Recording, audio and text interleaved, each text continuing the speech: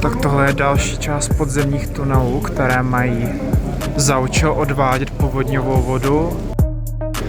Docela kloubí, tak 40 metrů pod zemí a procházet místy, kde by za chvilku mohla běžet po vodeň. Nahoře zrovna dost prší, tak si se bál, že to sem pustí tu vodu, a že by to zrušili. Ale zdá se, že tak obrovský spád vody to nebyl. Japonsko opravdu nepodceňuje přípravu na povodně.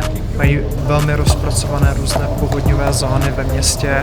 Když se něco zaplaví, tak aby se vždy zaplavila jen malá část toho města.